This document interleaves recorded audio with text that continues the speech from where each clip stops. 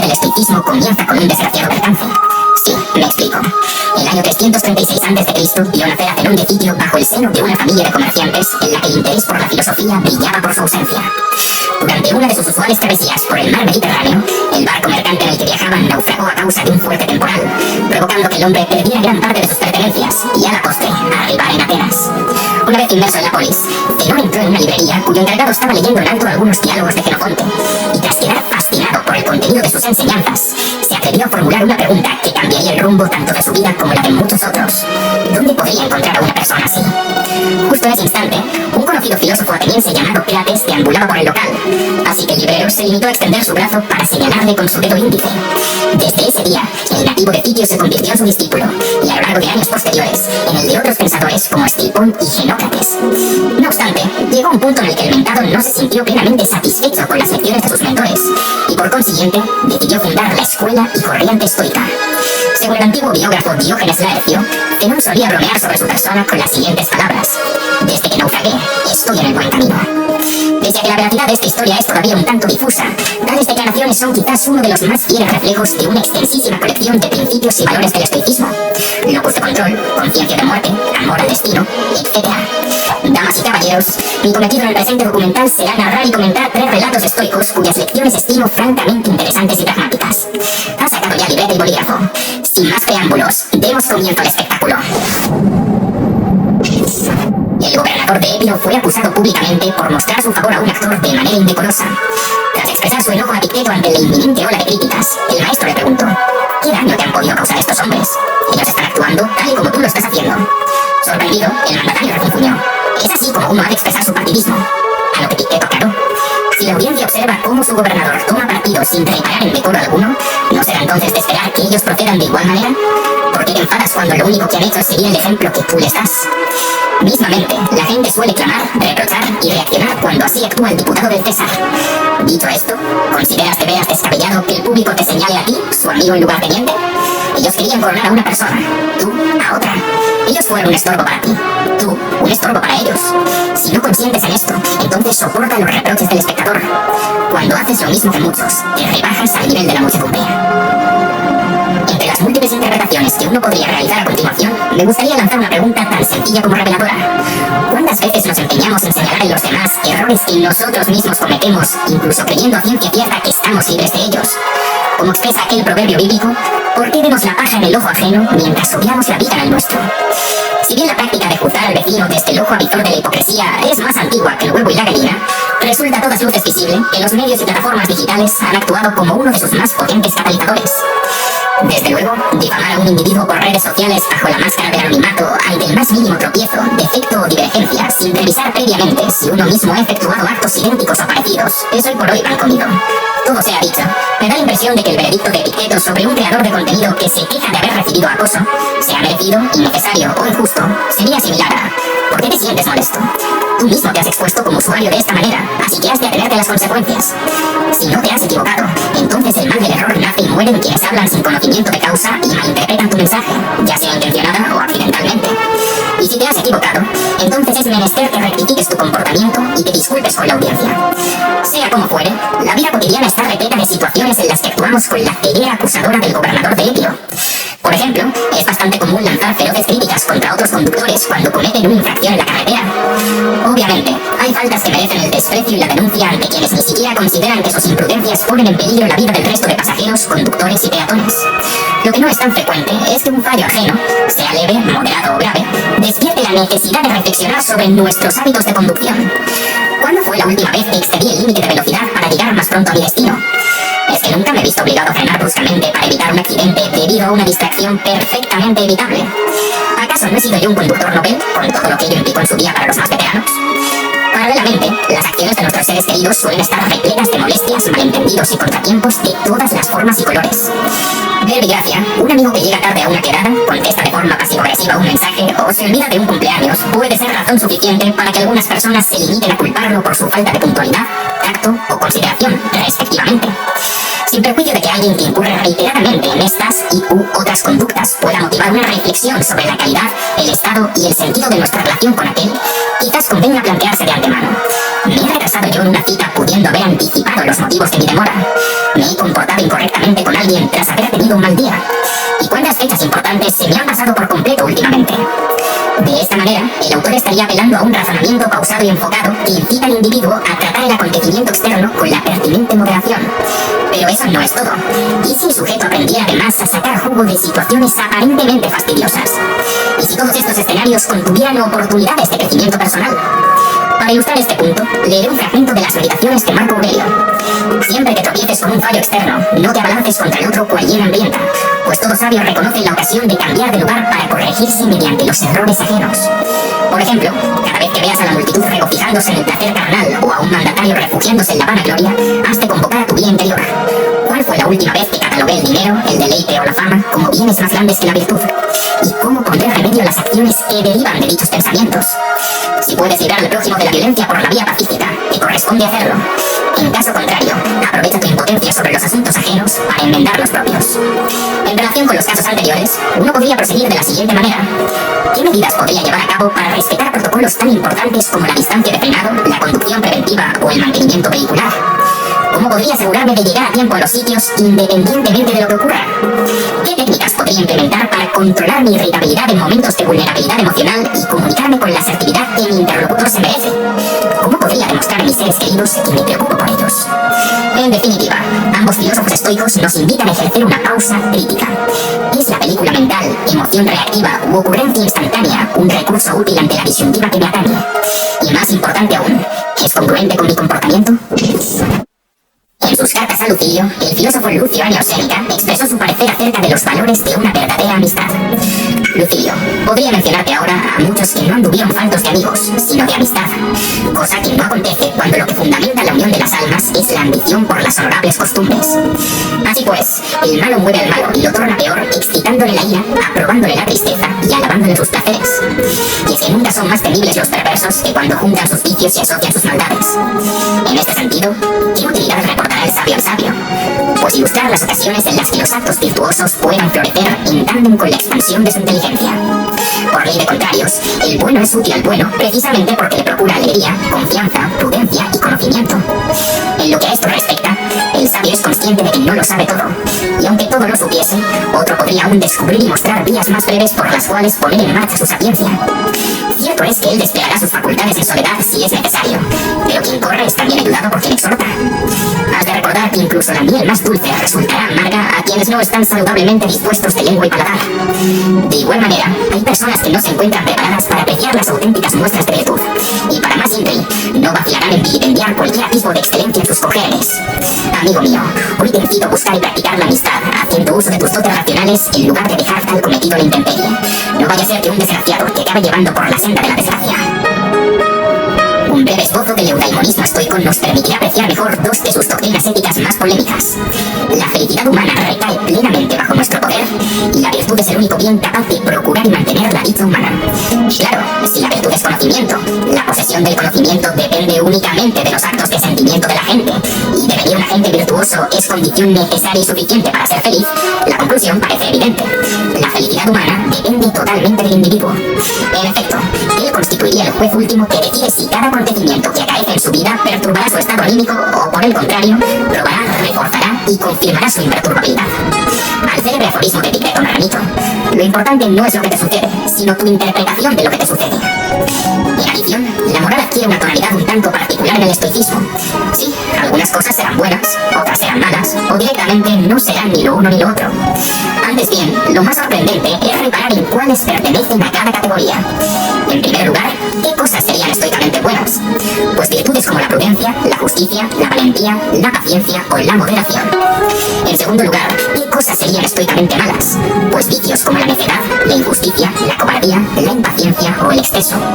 El resto de ámbitos de la vida no formarían parte de ninguno de los dos grupos anteriores, es decir, serían moralmente neutros. ¿Y a qué nos referimos exactamente? Pues a la vida, la muerte, la salud, la enfermedad, el placer, el dolor, la belleza, la fealdad, la riqueza, la pobreza, la reputación, el honor, la fama, etc. Dicho esto, ¿creo yo en la validez epistemológica de las premisas y conclusiones expuestas? No. O para ser un poco más justos, no del todo. No pongo en duda que atenerse a la ética de la virtud puede proporcionar un halo de satisfacción personal por diversas razones. El cumplimiento de un código axiológico, el sentimiento de pertenencia a una comunidad, la satisfacción por mejorar o no perjudicar la vida de uno o varios terceros. El demonio se encuentra en los pequeños detalles. Por un lado, los filósofos académicos y peripatéticos de la tradición eudaimonista empezaron a reconocer distintos grados y variantes de felicidad, y a raíz de ello, argumentaron que la virtud es menester para ser mínimamente feliz, pero no suficiente. En aras del argumento, concedamos que un agente concreto tiene en su poder el conocimiento virtuoso, y en suma, es capaz de aplicarlo sin reparo. Aún así, uno podría objetar que una parte más o menos significativa de su bienestar podría quedar cercenada a causa de graves desgracias y privaciones materiales. Véase, un enfermo terminal atormentado por el dolor, empobrecido por las facturas médicas y vilipendiado por la sociedad. Por otro lado, ¿es realmente plausible concluir que los eventos que tienen lugar en el curso vital de una persona no condicionan en absoluto tanto el desarrollo de la virtud como la capacidad y sabiduría para mantenerla? En el ejemplo anterior, se está dando por sentado algo francamente extraordinario. El sujeto va a ser capaz de procesar ad hoc todos los entrantes de la patología, la pobreza y la soledad para producir salientes cognitivo-conductuales propios del carácter virtuoso. ¿Hasta qué punto está la interpretación de los hechos condicionada por los hechos mismos? ¿Se puede de veras disociar por completo una cosa de la otra? Según ambas críticas, existen factores extrínsecos que inciden sobre la felicidad individual. Ora por romper la identidad clásica entre virtud y felicidad, entre arete y eudaimonía, ora por viciar los mecanismos racionales mediante los cuales se pretende poner en marcha el ethos virtuoso. En mi opinión, la pregunta clave es la siguiente: ¿qué es lo que un problema hace en mí y de mí? Por suerte, ya dediqué una disertación aparte a discurrir el presente dilema en el documental titulado El mal deseable. Llegados a este punto, ¿cómo se aplicarían las nociones previas al plano de la amistad?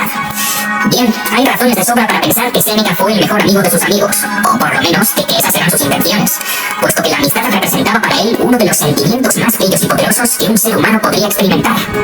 Voy a decir que la práctica amistosa debe traspasar el reino de las promesas para traducirse en actos de reflexión, confianza y cariño, y a la postre, conjugarse en una vida generosa y plena con los demás. Una de sus proposiciones fundamentales vuelve a convocar a la razón como instrumento que procura el bienestar tanto individual como social. En lugar de encariñarnos con el amigo antes de juzgarlo, hemos de juzgarlo antes de desarrollar cariño por él, dijo el maestro. ¿Y con base en qué enfoque deberíamos valorar a un potencial candidato acorde a él? Simple, a través de la brújula estoica.